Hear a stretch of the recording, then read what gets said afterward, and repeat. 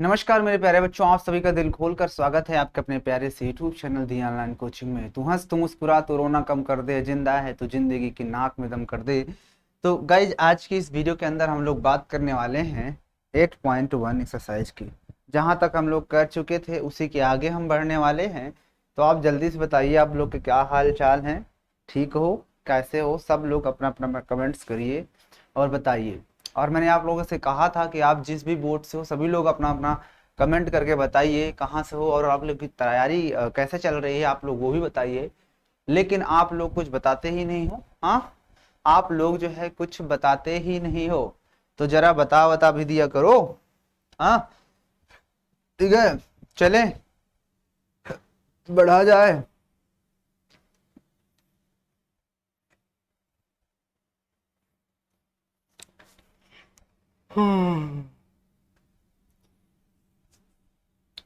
चलिए शुरू करते हैं। हम लोग जहाँ क्वेश्चन जो कर रहे थे 8.1 के, उसी में आगे हम बढ़ते हैं और बेहतरीन तरीके से क्वेश्चन को करने का प्रयास करते हैं, ठीक है ना।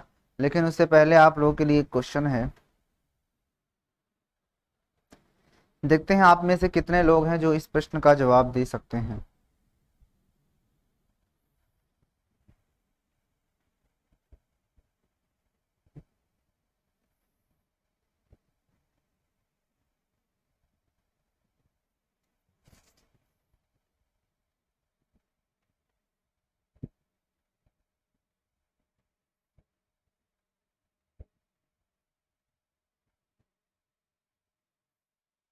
आप में से कितने लोग हैं इस क्वेश्चन का जवाब दे सकते हैं? आपके सामने क्वेश्चन रखता हूं, बस दो दो सेकंड में।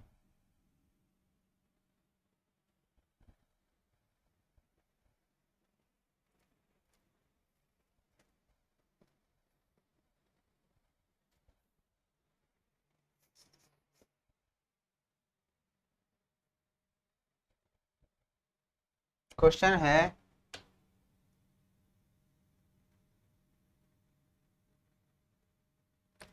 x की पावर 12 इक्वल टू 49 की पावर 1/24। 1/24 इसे सॉल्व करना है और इसमें आपको x का वैल्यू बता देना है क्या होगा। आपको ये बताना है कि इसमें x का वैल्यू कितना होना चाहिए। बताओ, इसमें आपको ये बताना है कि इसमें x की वैल्यू कितनी होगी। 1/12 है, 1/12, ठीक है ना। बोलिए। x की power 1/12 equal to 49 to the power 1/24। Then find the value of x। कैसे करेंगे इस क्वेश्चन को? इस क्वेश्चन को कैसे किया जाएगा? आप में से कितने लोग हैं जो इसको बता सकते? चलिए हम ही बता देते हैं। चलिए हम ही बता देते हैं इस क्वेश्चन को। बता दें। हजी प्यार दीवाना होता है, मस्ताना होता है। हर खुशी से हर गम से बेगाना होता है। प्यार दीवाना होता है, मस्ताना होता है। हर खुशी से हर गम से बेगाना होता है। करिए क्वेश्चन। प्यार दीवाना होता है, मस्ताना होता है। हर खुशी से हर गम से बेगाना होता है। प्यार दीवाना होता है, मस्ताना होता है। हर खुशी से हर गम से बेगाना होता है। चलिए देखिए, हम बता देते हैं आपको ये क्वेश्चन कैसे करते हैं। मैंने कहा था कि जब भी इस तरह क्वेश्चन आपके सामने आते हैं, हमें x का वैल्यू निकालना है, तो उसके लिए कुछ दिमाग लगाना पड़ता है। क्या करेंगे? उसके लिए हमें कुछ दिमाग लगाना पड़ेगा, और उस दिमाग का काम क्या है, जरा ध्यान से देखना।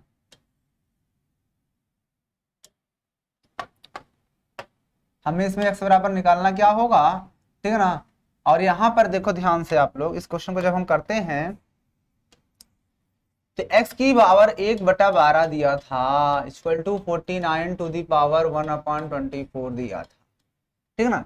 तो इस क्वेश्चन में याद रखना कि जो पावर होती है, अगर पावर एक तरफ से दूसरे तरफ जाएगी तो वो पलट जाती है। क्या होती है? पावर पलट जाती है। तो इस सिचुएशन में आप देखोगे तो आप x बराबर निकालोगे तो ये 49 की पावर तो हमारे पास कितना था, 1/24, और ये पावर इधर आएगी तो पलट के मल्टीप्लाई हो जाती है, पलट जाओ तो 12/1। नहीं समझ आई बात? ये बात समझ आई कि नहीं समझ आई? पावर ऐसे पलट जाती है। तो यहाँ पर देखो 12 एक कम 12 दूनी 24, मतलब x की वैल्यू यहाँ पर आ गई आपके पास 49 की पावर 1/2। अब आप इस 49 को 7 की पावर 2 लिख सकते हो, और पहले से 1/2 था तो 1/2 से 2 कट जाएगा, आपके पास x बराबर कितना आ जाएगा, 7। मिल जाएगा सर। प्यार दीवाना होता है, मस्ताना होता है, हर खुशी से हर गम से बेगाना होता है। ठीक है, आ गया नेक्स्ट इक्वल टू 7। तो जब हमारे पास x बराबर 7 आ गया, ये तो पहला तरीका है। कहिए तो और भी इसके तरीके हो सकते हैं इस क्वेश्चन को सॉल्व करने के, बोलिए उसको तरीका भी दिखा दिया जाए। हाँ, वैसे मेरे हिसाब से यही तरीका बेस्ट है, ठीक है। अब तो कर लोगे ना इसका क्वेश्चन, चलिए।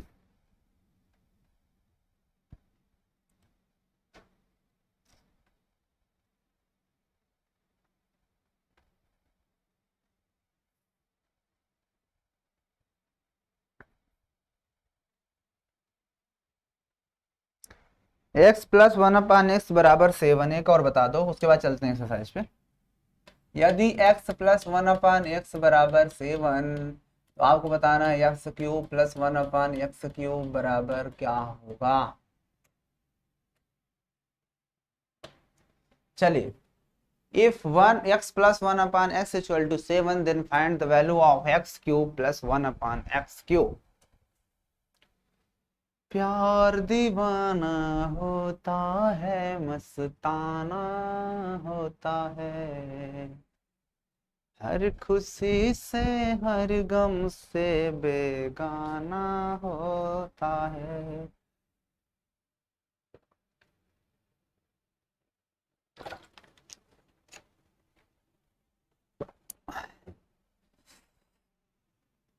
ठीक है, देखिए बता दिया जाए आगे। हमें तो लूट लिया मिलके हुस्न वालों ने, हमें तो लूट लिया मिलके हुस्न वालों ने, काले काले गालों ने, गोरे गोरे बालों ने। उल्टा कर दिया क्या? काले काले गालों ने, गोरे गोरे बालों ने। हाँ? चलिए बता देते हैं। मैंने कहा था जब भी इस तरह क्वेश्चन को हम हल करते हैं तो आपको जो दिया होता है x प्लस 1/x बराबर 7, आपको क्यूब चाहिए तो लिखेंगे दोनों पक्षों का घन करने पर, तो आप घन कर दो, x प्लस 1/x की पावर 3 लगा दो, तो इधर भी आपको 7 की पावर 3 लगाना पड़ेगा।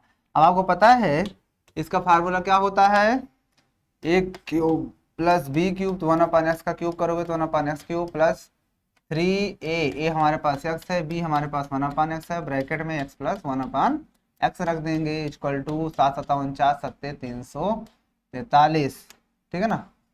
अब ये हो जाएगा 1/x³ हो जाएगा प्लस 1/x³ प्लस x से x कट जाएगा, बचेगा 3 इंटू x प्लस 1/x बराबर 7 दिया है तो 7 रख देंगे, बराबर 343। हमें तो इसकी वैल्यू निकालना है ना, x³ प्लस 1/x³ बराबर 7×21, तो 343 माइनस 7×21 घटा दो, 3 में से 1 गया 2, 4 में से 2 गया 2 और 322। इस प्रश्न का आंसर कितना हो जाएगा? 322, 322। फिलहाल यूं है कि इसका आंसर इसमें नहीं है, बाकी तरीका यही है, क्वेश्चन भी सही है। ठीक है ना? बताइए। पढ़ लो चाहे कहीं से, टॉप करोगे टीओसी से। ठीक है, चलिए अब अगला चलो चलते हैं क्वेश्चन।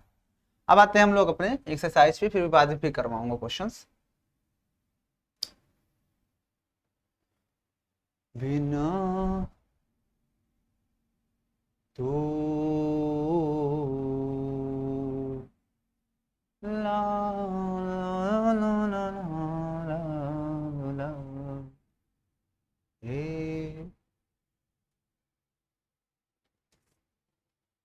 सोचेंगे तुम्हें प्यार हुआ के नहीं। आया तुमको, ख्वाबों में सजाया तुमको।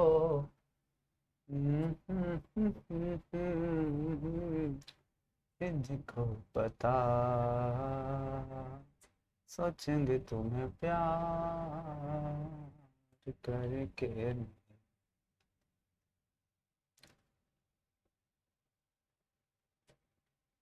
दूसरे सर में आ गए।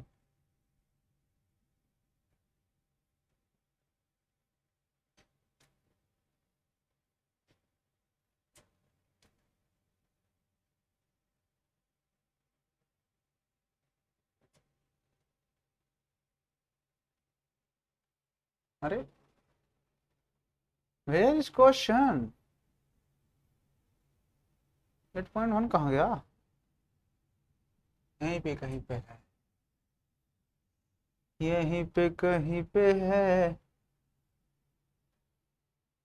दिल तो खोया है यहीं पे कहीं पे है। तू जरा बता, तू जरा बता। चलिए और छोटा हो गया।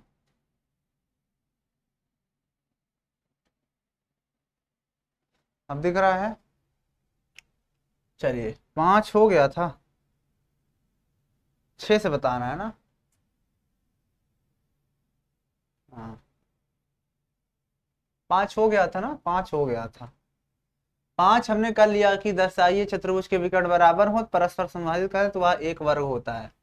इसे तो हमने कर लिया था ना कि एक कोई एक चतुर्भुज है ऐसे, जिसमें उसने कहा था कि उसके विकर्ण बराबर हो, यानी ये विकर्ण इस विकर्ण के बराबर हो, और समविभाजित करें, मतलब कि ये वाला इस पार्ट के बराबर, ये पार्ट इस पार्ट के बराबर, तो कहता है वह एक वर्ग होता है।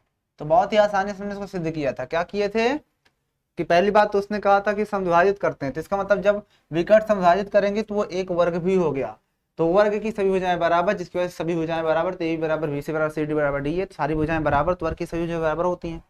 उसके बाद हमने इसके प्रत्येक को 90 डिग्री सिद्ध कर दिए थे, ये वाला और ये वाला। हमने क्या किया था, ये वाला त्रिभुज और उसके बाद ये वाला त्रिभुज, ये दोनों त्रिभुज को हमने लेकर के इनको क्या दिखा दिया था, सर्वांग दिखा दिए थे, जिससे हमारा प्रूव हो गया था। नहीं अगर देखे हो वीडियो, जाकर पहले उस वीडियो को देखो। आइए आगे बढ़ते हैं। प्यार दीवाना होता है, मस्ताना होता है। आइए क्वेश्चन नंबर 6 पे चलते हैं, जो कि आपका बेहतरीन तरीके से इंतजार कर रहा है। समांतर चतुर्भुज ABCD का विकर्ण AC कोण A को समद्विभाजित करता है।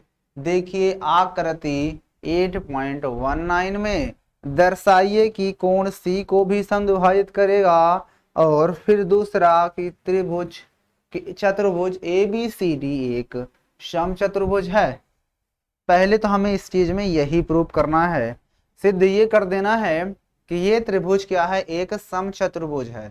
तो इसको समचतुर्भुज प्रूव करने के लिए पहले इसे हमें ये वाला क्वेश्चन देखना पड़ेगा कि सी को भी समद्विभाजित करता है। एक हमारे पास फिगर दिया है ABCD, इसमें जो AC विकर्ण खींचा गया है ये इस कोण और इस कोण को आधा करता है, और फिर कहता है समद्विभाजित करता है। दर्शाइए कि ये समांतर चतुर्भुज है। दर्शाइए कि वो कोण सी को भी समविभाजित करेगा, मतलब हमें दिखा देना है कि ये कोण भी इस कोण के बराबर होगा। बहुत ही आसान है। हम क्या करेंगे, आपको यहाँ पर दो त्रिभुज दिख रहे हैं, एक त्रिभुज ये वाला दिख रहा होगा और एक त्रिभुज ये वाला दिख रहा है नीचे वाला। इन दोनों त्रिभुज को सर्वांग समरूप कर देंगे। फिलहाल तो ये है कि हमें इसे बनाना पड़ेगा इधर क्वेश्चन नंबर 6 को। तो क्वेश्चन नंबर 6 को करने के लिए हमें क्या जरूरत पड़ेगी, हमें सबसे पहले एक फिगर बनाना है जैसा कि उसमें बना था। तो चलिए फिगर बना लेते हैं। समांतर चतुर्भुज है ABCD। ये मैंने एक समांतर चतुर्भुज बनाया।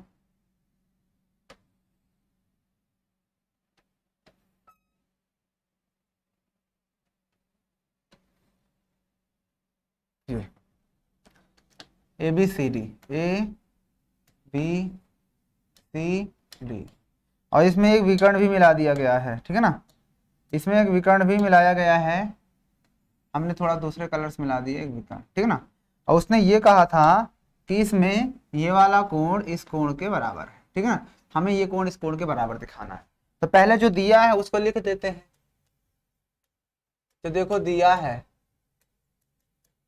चतुर्भुज ABCD एक समांतर चतुर्भुज। एक क्या है, एक समांतर चतुर्भुज है जिसमें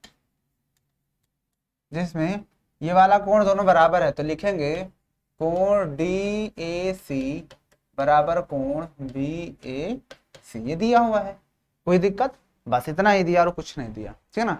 सिद्ध क्या करना है, यहाँ पे लिखते हैं सिद्ध करना है। तो आप यहाँ पे लिखोगे सिद्ध करना है। अब क्या सिद्ध करना है इसमें, पहला हमें प्रूव ये करना है कि कोण C को भी समविभाजित करता है, कोण C को भी समविभाजित करता है।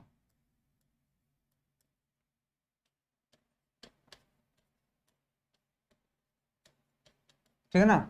और दूसरा हमें ये प्रूव करना है ABCD एक समचतुर्भुज है। एक क्या है, समचतुर्भुज की वर्ग था, समचतुर्भुज।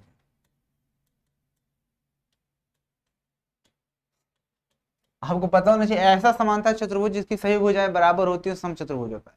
तो समांतर चतुर्भुज तो है ही, इसकी सही भुजाएं बराबर दिखा दो, काम खत्म, ये बन जाएगा एक समचतुर्भुज, ठीक है ना। चलिए अब हमें क्या करते हैं, इसको सिद्ध करना है। यहाँ पर लिखेंगे सिद्ध।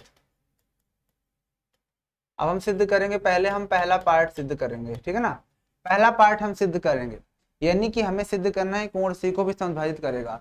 कोण C को समविभाजित करने का मतलब ये हुआ कि अगर मैं इस कोण को इस कोण के बराबर दिखा दिया तो ये कोण समविभाजित हो गया, यही करना है।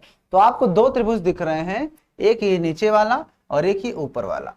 हम क्या करेंगे, इन्हीं दोनों त्रिभुज को लेंगे। यहाँ पर लिखेंगे त्रिभुज ABC में, त्रिभुज ABC तथा त्रिभुज ABC, तो CDA तथा CDA, इन दोनों त्रिभुज में हम लेते हैं। तो आपको समझ में आ रहा है कि ABC की AB भुजा CDA की CD भुजा के बराबर होगा, क्योंकि समांतर चतुर्भुज की सम्मुख भुजाएं बराबर होती हैं। और इस तरह से इस त्रिभुज की जो BC साइड हो जाएगी वो उस त्रिभुज के AD साइड के बराबर हो जाएगी या DA साइड के बराबर। यहाँ पर लिख दोगे क्योंकि समांतर चतुर्भुज की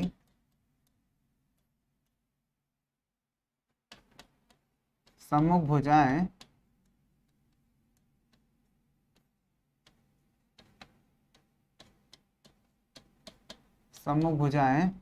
बराबर होती हैं। क्या होती हैं, बराबर होती हैं।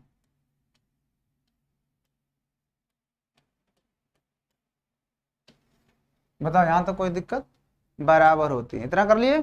इतना करने के बाद अब आपको ध्यान देना है, तीसरा ये AC जो साइड है वो दोनों में आपको उभयनिष्ठ दिख रही होगी। जो आपकी AC साइड है वो दोनों में उभयनिष्ठ दिख रही है या नहीं दिख रही है। आप कहोगे सर जी बिल्कुल AC दोनों में उभयनिष्ठ दिख रही है, जिसकी वजह से हम यहाँ पर ये भी लिख सकते हैं क्या कि AC बराबर AC, क्यों? क्योंकि ये उभयनिष्ठ भुजा है, उभयनिष्ठ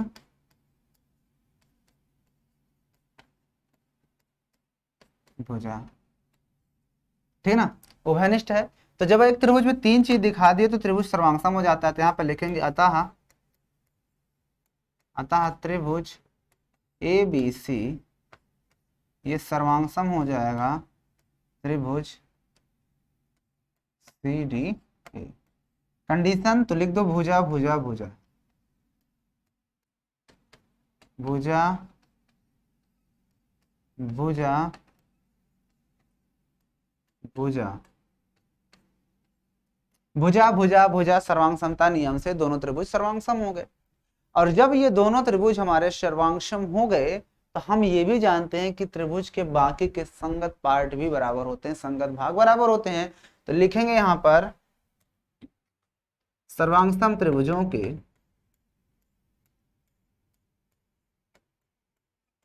सर्वांगसम त्रिभुजों के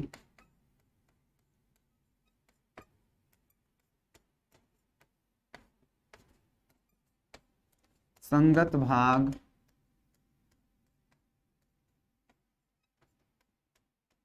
बराबर होते हैं।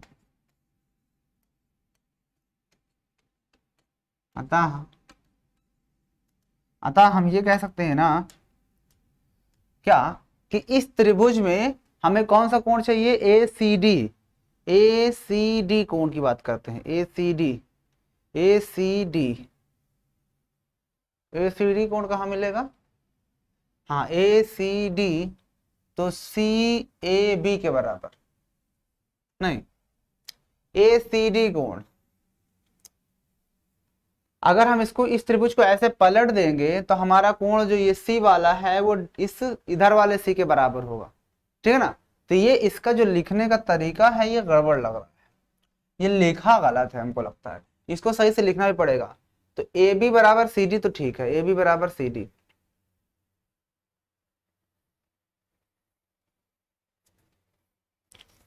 और हमें चाहिए क्या? ये कोण। इस कोण को कैसे लिखें?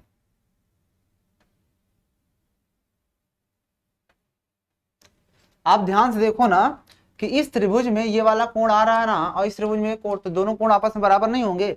बिल्कुल बराबर हो, क्योंकि हमें पता है कि संगत भाग बराबर होते हैं। तो इसका मतलब हो गया कि हमारा ये त्रिभुज का ये वाला कोण, पहले ACB ले लो, तो इस त्रिभुज का एंगल ACB ये क्या होगा? बराबर होगा उस त्रिभुज के एंगल, क्या लिखा मैंने? ACB, ACB ये कोण ACD के बराबर होगा। किसके? ACD के बराबर, ACD के, ठीक है ना।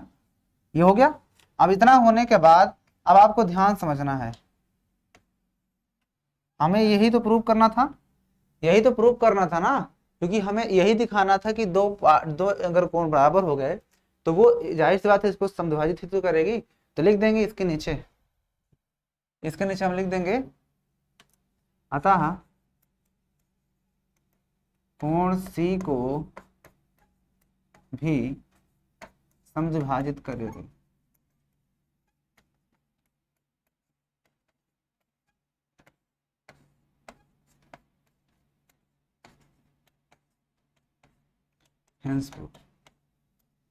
लिखना होता लिख देते थे, अतः AC कोण C को भी समद्विभाजित करेगी। पूरा लिख दो, चलो पूरा लिख दो।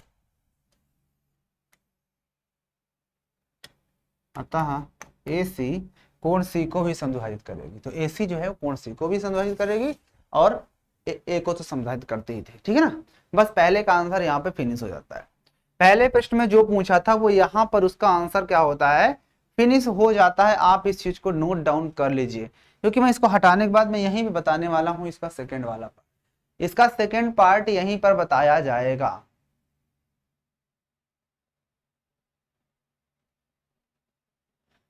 उम्मीद है कि आपने इस चीज को नोट कर लिया होगा और कॉपी बनाते रहिए। मैं आपको हर बार कहता हूं कि कॉपी बनाइए, एक बार नहीं हर बार मैं ये चीज कहता रहता हूं आपको कि कॉपी बनाइए, बिना कॉपी के काम नहीं कि ऐसे चले आओ। काफी लोग तो मुंह ताकने चले आते हैं, बस चले आएंगे मोबाइल लीड लगा लिए, रख लिए मोबाइल, शुरू हो जाएंगे बस। अपने आप को बहुत बड़ा हेकड़ी समझते होंगे, ठीक है ना। तो कान दाब कनपट्टी के नीचे पड़ेगा एक तो समझ में आ जाएगा, समझ रहे हो ना। तो अगर कान दाब कनपट्टी के नीचे मारूंगा ना तो सब अकल ठिकाने आ जाएगी, ठीक है ना। इसलिए आपको क्या करना है कि जो भी मैं क्वेश्चन करवाता हूँ तो आप लोग मेरे साथ कॉपी, किताब, पेन जो है सब कुछ, जिस जो जरूरत पड़ती है वो सब कुछ रख कर मेरे साथ से साथ नोट्स बनाते चलिए। मैं इतने क्वेश्चन आपको करवा दूंगा, इतने प्रैक्टिस करवा दूंगा। अगर आपके अंदर हुनर है पढ़ने का तो आप पढ़ सकते हो। काफी लोग कहते हैं हम यूट्यूब से पढ़ने से सिलेक्शन नहीं होता है। भाई देखो, कोई भी टीचर होगा, चाहे मैं हूं या कोई भी टीचर हो, उसके ऑलमोस्ट जो कंटेंट होते हैं, पढ़ाने के जो तरीके होते हैं वो सब सेम ही होता है। वो चाह कर भी किसी चीज को अलग नहीं पढ़ा सकता। बस ये होता है कि अगर कोई चीज परचेज की जाती है तो उसमें क्या होता है, वो चीजें थोड़ा सा और डीपली बताई जाती है। डीपली क्या, डीपली हर चीज बताई जाती है। क्वेश्चंस हो सकता है उसमें आपको अच्छे और मिल जाए जब आप परचेज करो, क्योंकि आपको कुछ ना कुछ उसका प्रॉफिट जरूर मिलेगा अगर आप पैसा खर्च कर रहे हो तो। बाकी ऑलमोस्ट 95% से भी ज्यादा कह लो, आपका जो पढ़ाने का तरीका होता है टीचर का, वो सारा मेथड एकदम सेम ही होता है। सब कुछ आपको यूट्यूब पे मिलेगा और सब कुछ आपको कोर्स पर भी वही चीज बेचेंगे। अब रीजन ये होता है कि लोग यूट्यूब पर पढ़ के सक्सेस क्यों नहीं होते। पढ़ने का जुनून होना चाहिए। जब आप YouTube प्लेटफॉर्म पर पढ़ने आते हो तो वहां पर बहुत सारी चीजें होती है, बीच बीच में एड्स आ जाते हैं, आप ऐड को देख करके कहीं और पहुंच जाते हो, फिर कहीं और पहुंच जाते हो, फिर आपको पता ही नहीं चलता कहाँ थे। फिर 2-4 घंटे बाद आपको याद आता है हम तो वो पढ़ रहे थे, पढ़े 10 मिनट और बिता दिए 2 घंटे आप किसी और चीज में देखने में। फिर तो इस वजह से पढ़ाई नहीं हो पाती यूट्यूब पे। और ऐप पे जब पढ़ते हो तो ऐप में ये सब झंझट ही नहीं होता है कि बीच बीच में ऐड चलेगा, बस आपको पढ़ना ही पढ़ना है। तो आपका दिमाग जो है कि नहीं बटता नहीं है इधर उधर। और जब आप क्या करते हो, यूट्यूब पे पढ़ाई करते हो तो ऊपर मैसेज आएगा, कभी किसी का मैसेज, कभी कोई मैसेज, दुनिया भर की चीजें आपको डिस्टर्ब करती हैं, जिसकी वजह से आपका माइंड जो है वो क्या होता है, एकाग्र नहीं हो पाता, जिसकी वजह से आपकी पढ़ाई अच्छी नहीं हो पाती। तो ये रीजन होता है। तो यूट्यूब से अगर आप पढ़ना चाहते हो तो फिर उसके लिए आपको बाकी सारी चीजें एकदम से ब्लॉक करके रखना पड़ेगा। और YouTube पर कसम खा लेना है आपको कि अगर YouTube से पढ़ते हो तो कोई भी अगर बीच में एड्स चलता है तो एड्स को तुरंत स्किप करके आपको वीडियो देखना है जो आपको देखना है, ठीक है ना। और आप क्या करते हो, उस एड्स को देख के बाद तुरंत आप YouTube पे सर्च करने लगे, ये है दुनिया में, पता क्या देख रहे थे, कुछ और पहुंच गए। तो ये रीजन होता है, ठीक है ना। तो पढ़कर आप यूट्यूब से भी अच्छा काम कर सकते हो। आप यूट्यूब से भी पढ़ के नौकरी हासिल कर सकते हो, यूट्यूब से भी पढ़ के और आप टॉप कर सकते हो। लेकिन टॉप करने के पीछे का जो रीजन है वो यही है कि अगर आपको टॉप करना है तो फिर उसके लिए मेहनत करना पड़ेगा। और मेहनत ये है कि आपको अपने आप को इस सोशल मीडिया से दूर ही रखना है। मतलब सोशल मीडिया समझ रहे हो ना, कि आप चलाए फेसबुक का मैसेज पहुंच गए, पढ़ रहे हो यूट्यूब पे पहुंच गए, वहां व्हाट्सएप पे मैसेज आया, धाए से देखे ऊपर से खिसका के पहुंच गए व्हाट्सएप पे, इंस्टाग्राम का मैसेज आया वहां पहुंच गए। तो इससे पढ़ाई नहीं हो पाती। यही होता है, आपको रोकने का प्रयास करते हैं सब। ये क्या होता है, ये आपको पढ़ाने से रोकेंगे, लेकिन आपको रुकना नहीं है भाई, ठीक है ना। अब आइए इसके आगे का प्रोसेस देखते हैं। ये हो गया पहला। अब दूसरा हमें सिद्ध करना है, इसी को क्या सिद्ध कर देना है, इसे सिद्ध कर देना है एक समचतुर्भुज। तो देखिए इसका पार्ट अब सेकंड देखते हैं। अब मैं आता हूं, देखो इसी के पार्ट सेकंड कैसे प्रूव करेंगे, समचतुर्भुज। तो आपको पता होना चाहिए, अगर इसकी सभी भुजाएं मैं बराबर प्रूव कर दूं तो यहाँ पर देखो अभी अभी हमने दिखाया, हम क्या यहाँ पर लिखेंगे, कोण, इस कोण का नाम बताओ, DAC, कोण DAC बराबर कोण ACB, ACB, ACB, ACB तथा कोण ACD, ACD बराबर कोण CAB, CAB। ये क्या है, एकांतर कोण है इसलिए बराबर होते हैं। एकांतर कोण है, एकांतर कोण है ना, यानी ये वाला कोण आपके इस कोण के बराबर होगा और ये वाला कोण आपके इस कोण के बराबर होगा। लेकिन अभी अभी हमने प्रूव किया, परंतु परंतु लिखेंगे, परंतु हमारे पास दिया था कि ये कोण भी आपस में बराबर है, यानी कोण DAC वो बराबर है कोण CAB के,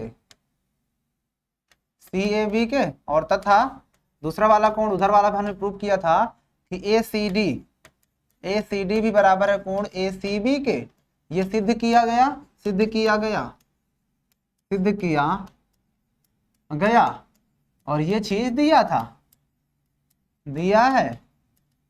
अतः अतः अब एक कोण उठा लो कोई भी, ये वाला उठाओगे या ये CB, चलो एंगल ए सी बी उठा लो, एंगल ए सी बी हमने उठा लिया। तो देखो एंगल ए सी बी किसके बराबर था, एंगल डी ए सी के। डी ए सी और डी ए सी किसके बराबर है, देखो यहाँ पे सी ए बी के, सी ए बी के। और सी ए बी किसके बराबर था, सी ए बी, यहाँ पर ए सी डी बराबर ए सी डी ही लिख दिया मैंने। ए सी डी किसके बराबर है, ए C D, A C D A C B के बराबर है। किसके बराबर है, ए सी बी के, एंगल ए सी बी के। तो इस एंगल ए सी डी की जगह बाद यहां पर मैं ए सी बी रख सकता हूं ना। तो ए सी बी, यहां देखो ना ए सी डी किसके बराबर है, ये देखो ना इन दोनों को। तो सी ए बी लिखा हूं ना, सी ए बी, और सी ए बी की जगह मैं क्या रख सकता हूं, ये ए सी बी, यानी यहां पर मैं एंगल ए सी बी भी लिख सकता हूं। इसका मतलब क्या हुआ, एक दो तीन ही एंगल आ रहा है, एक एंगल कहाँ जा रहा है, ये ए सी बी नहीं है, दूसरा एंगल है। यहाँ पे कुछ गड़बड़ कर दिया गया। डी ए सी बराबर ए सी बी, ठीक है। फिर ए सी डी बराबर ए सी बी, यहाँ गड़बड़ लिखा है, यहाँ पे गलत है, ये गलत लिखा हुआ है।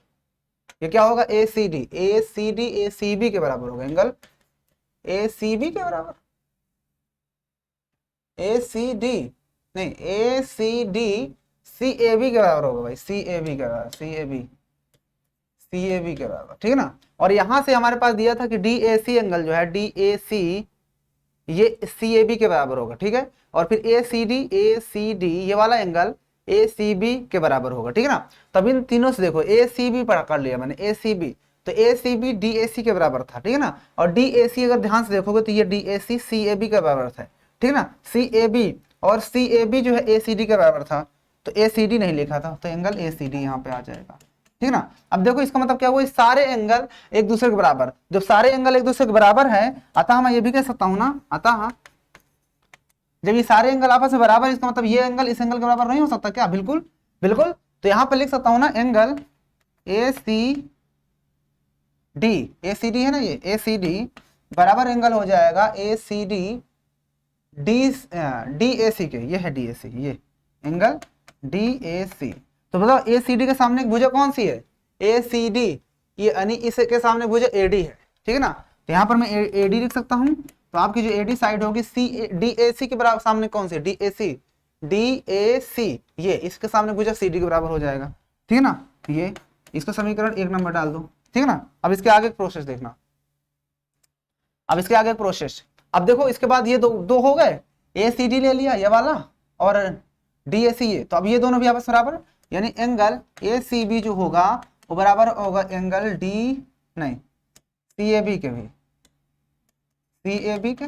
देखो ना ए सी बी ये वाला एंगल और सी ए बी ये वाला एंगल, तो इसके सामने ए सी बी के सामने भुजा कौन सी, ए सी बी, उसके सामने कौन, ये ए बी। तो ये ए बी बराबर किसके हो जाएगी, ये सी ए बी के सामने भुजा, देखो सी ए बी, इसके सामने भुजा बी सी के बराबर, बी सी के बराबर, ठीक है ना, बी सी के बराबर। समीकरण नंबर 2। परंतु यहाँ पर लिखेंगे, परंतु ये क्या है, एक समांतर चतुर्भुज है, अतः ए बी बराबर क्या होना चाहिए, परंतु ए बी बराबर क्या है, सी डी होगा, सी डी तथा ए बी बराबर सी डी और बी सी बराबर ए डी, तथा बी सी बराबर ए डी होगा कि नहीं। अब इसके आगे प्रोसेस यहाँ पर, अब ये चीज देख लो, अब समीकरण इसको और इन दोनों से देख लो। अब समीकरण 1 था, ये 2 था, और इसको 3 मान लो और इसको 4 मान लो। तो यहाँ पर लिखोगे समीकरण 1 2 3 व 4 से ए बी बराबर, ए बी किसके बराबर है, देखो ना ए बी बराबर बी सी है, ठीक है ना। और यहाँ पर देखो बी सी किसके बराबर है, ए डी के, तो बी सी बराबर ए डी, और ए डी किसके बराबर था, ए डी किसका, फिर यहाँ पर गड़बड़ लिख दिया गया, ए बी बराबर सी डी, ठीक है, और बी सी बराबर ए डी, ये भी ठीक है। यहाँ पे ए बी बराबर बी सी था, और बी सी बराबर क्या है, बी सी किसके बराबर है, देखो ना, देखो ध्यान से, ए बी बराबर बी सी था और ए बी बराबर सी डी था, यानी ए बी बराबर बी सी और फिर ए बी बराबर सी डी, यानी कि बी सी बराबर सी डी भी हो जाएगा। इसका मतलब मैं यहाँ पर सी डी भी लिख सकता हूँ, इसको हटा करके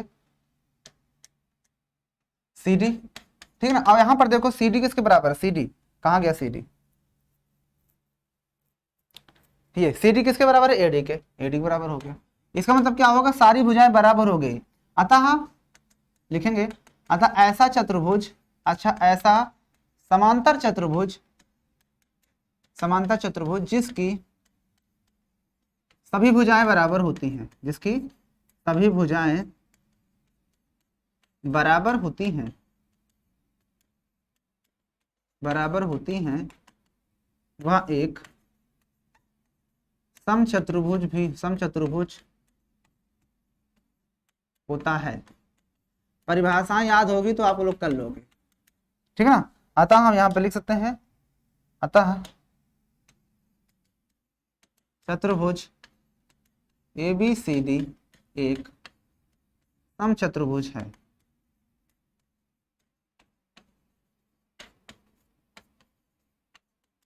हेंस प्रूव। देख लो क्वेश्चन ध्यान से। अब ये था इस क्वेश्चन की मेन बात।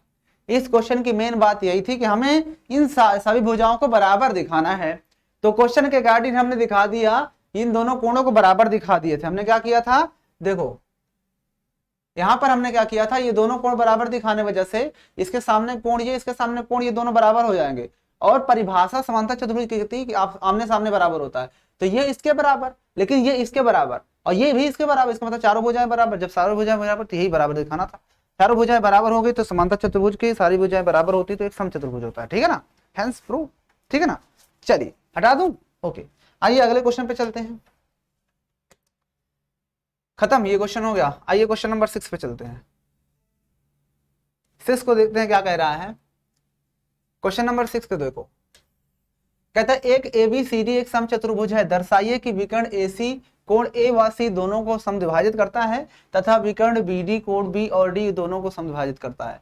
ABCD एक समचतुर्भुज है। जैसे 7 नंबर में आपके पास ये कह रहा है, 7 नंबर में कि ABCD आपके पास एक समचतुर्भुज है। तो एक समचतुर्भुज ऐसा कुछ बना लेते हैं। ये हमने एक समचतुर्भुज बना लिया, ठीक है ना, ABCD, ठीक है ना। अब उसका एक विकर्ण है, मान लीजिए विकर्ण मिला दिए इसको, ठीक है ना, ध्यान समझ लो, विकर्ण मिला दिए।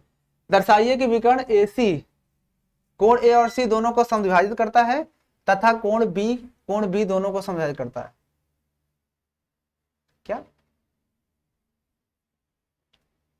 ओहो, ये समचतुर्भुज है। समचतुर्भुज में कहता है कि एक बार कि ये जो लाइन AC खींचा है वो इसको भी समद्विभाजित करता है और इसको भी समद्विभाजित करता है। फिर उसके बाद हम इसको मिलाएंगे तो ये दिखाना है कि इसको समद्विभाजित करता है और ये इसको समद्विभाजित करता है। तो इसमें बहुत ही आसान है, एक बार मैं करके दिखा देता हूं, ठीक है ना। यहाँ पर जो दिया है आप लिख सकते हो, दिया है, क्या दिया है, चतुर्भुज ABCD एक क्या है, समचतुर्भुज है, समचतुर्भुज है। अतः AB बराबर BC बराबर CD बराबर B है, ठीक है ना। सिद्ध करना है क्या, AC कोण C व कोण A को समद्विभाजित करती है, ठीक है, समद्विभाजित करती है तथा दूसरा को BD कोण B व कोण D को समद्विभाजित करता है। ये हमें सिद्ध करना है, यही सिद्ध करना है ना हमको, ठीक है। तो यहाँ पर हम कर लेंगे सिद्ध। सिद्ध में देखो, अगर हम त्रिभुज ये वाला ले लें और ये वाला त्रिभुज ले लें, दोनों त्रिभुज में कुछ दिखा सकते हैं, सामने सामने के त्रिभुज ले लेते हैं, ठीक है ना। तो मैं लूंगा त्रिभुज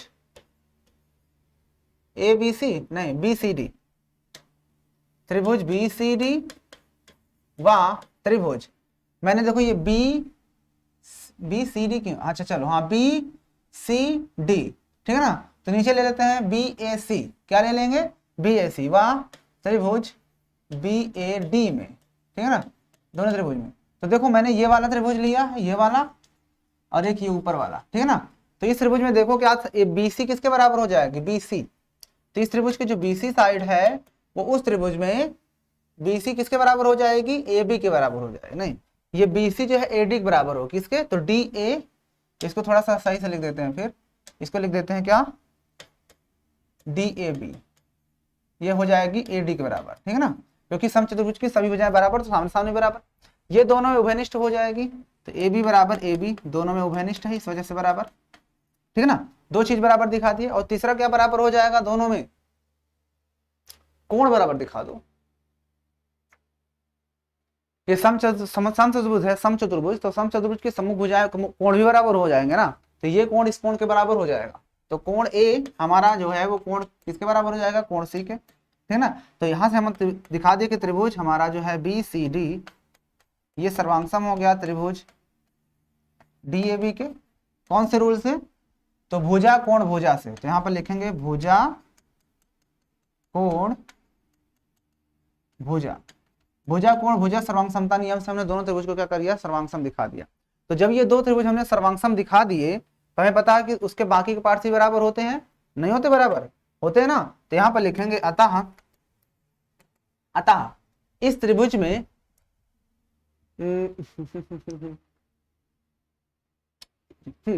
अब इस त्रिभुज में क्या बचा, ओहो जो यहाँ पे गड़बड़ लिखी, ए बी बराबर ए बी थोड़ा ना होगा, ये ए बी बराबर ए बी नहीं होगा। ध्यान से देखना, ये जो ए बी साइड आ रही है वो इस त्रिभुज में आ रही है ना। तो ए बी पहले नहीं लिखेंगे, पहले हमको लिखना पड़ेगा इस वाले त्रिभुज का, यानी कि ये सी डी, यहां पर आपको लिखना पड़ेगा, ये वाला इधर पहुंच जाएगा, यहां पर लिखेंगे सी डी, ठीक है ना।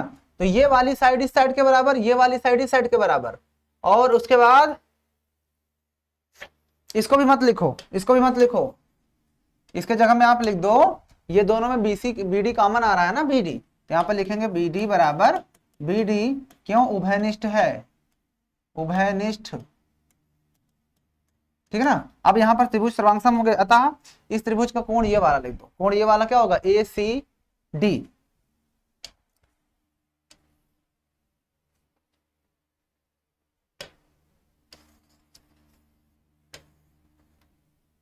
हाँ अब देखो, अब इस त्रिभुज का देखो कोण ए सी डी बराबर ए सी डी, हाँ नहीं ए सी डी नहीं, A D B, A D B लिखो, ए डी बी, ये क्या होगा, A D B B D C के बराबर, बी डी सी, तथा नीचे वाला इसको A B D, angle A B D बराबर ये वाला, तो सी बी डी के बराबर, एंगल सी बी डी के बराबर, यहां पर लिख देंगे सी पी सी टी नियम से, ठीक है ना, हो गया। अतः,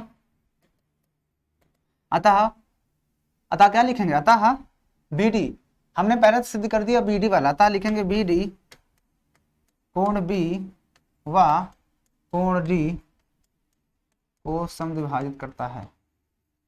तो हम हमने दूसरा वाला सिद्ध किए, हाँ, समद्विभाजित करता है।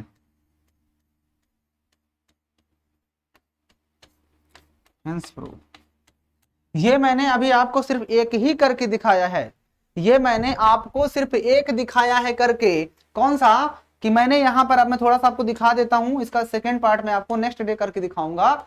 मैंने आपको यहां पर एक चीज दिखा दिया है, आप ध्यान से देखना इस चीज को, मैंने ये दोनों त्रिभुज को सर्वांगसम दिखा करके अपना काम बनाया है। एक ये वाला, ये त्रिभुज, मैंने ये त्रिभुज लिया था, ठीक है ना, और उसके बाद दूसरा त्रिभुज मैंने कौन सा लिया, ये वाला दूसरा त्रिभुज लिया था, ये दूसरा त्रिभुज। मैंने इन दोनों त्रिभुज को सर्वांगसम दिखाया, कैसे सर्वांगसम दिखाया, जरा अब उसको ध्यान से देखना। मैंने पहले तो दिखाया कि इस त्रिभुज का ये वाली साइड इस त्रिभुज के इस साइड के बराबर, एक चीज, फिर मैंने दिखाया इस त्रिभुज की ये वाली साइड इस त्रिभुज की इस साइड के बराबर, दो चीज, तीसरी ये वाली जो साइड दिख रही है आपको, ये वाली, ये दोनों में उभयनिष्ठ हो गए, जिसकी वजह से ये दोनों त्रिभुज सर्वांगसम हो गए। जब दो त्रिभुज सर्वांगसम होते हैं तो उसके बाकी पार्ट्स बराबर होते हैं, जिसकी वजह से अगर मैं इसको ऐसे पलटूंगा तो ये वाला एंगल इस एंगल के बराबर और ये वाला एंगल इस एंगल के बराबर। अतः ये जो बी डी है वो इस बी को भी देखो समविभाजित कर रही है और सी को भी, डी को भी समविभाजित करते हैं। यही हमें सिद्ध करना था पहला पार्ट। अब जब दूसरा पार्ट आप लोग सिद्ध करोगे तो आप लोग ले लेना ये वाला त्रिभुज, इधर वाला जो आपको दिख रहा है ये वाला त्रिभुज, और इधर वाला त्रिभुज आप ले लेना ये वाला, तो इन दोनों त्रिभुज को जब सर्वांगसम दिखाओगे तो ये वाला कोण इस कोण के बराबर हो जाएगा सर्वांगसम, ये वाला इसके बराबर सर्वांगसम दिखाने के बाद अतः फिर AC जो है इसको हमें समविभाजित करेगी। तो यही काम आपको दोबारा करना है। तो उसे आप लोग क्या करोगे, आप लोग अपने से ट्राई करोगे। सेकंड वाला जो मैंने बताया उसको आप लोग अपने से ट्राई करोगे, नहीं आएगा तो मैं उसको नेक्स्ट वीडियो में आपको क्या कर दूंगा, बता दूंगा। क्या कर दूंगा, मैं आपको उसको नेक्स्ट वीडियो में कवर अप कर दूंगा, बता दूंगा, और उसके आगे क्वेश्चन को हम लोग नेक्स्ट वीडियो में कवर कर लेंगे। तो बाकी की वीडियो जो नेक्स्ट टाइम आगे मंडे को जो आपको मिलने वाली है, मंडे को तो खैर यही वाली पड़ेगी शायद, है ना, नहीं मंडे को कहाँ पड़ेगी, मंडे को एक वीडियो आएगी, ये तो आज ही पड़ेगी, ठीक है ना। तो मंडे को जो वीडियो आएगी उसमें आपको चीज देखने को मिल जाएगा। तो बस आज की इस वीडियो को हम यहीं पर फिनिश करते हैं, मिलेंगे आपसे जल्द ही इसके नए क्वेश्चन के साथ। इसको वो वाला क्वेश्चन मैं आपको बता दूंगा, ठीक है ना, उस क्वेश्चन को मैं आपको बता दूंगा, ठीक है ना। और बाकी मिलते हैं फिर आपसे नए वीडियो के साथ, तब तक के लिए जय हिंद।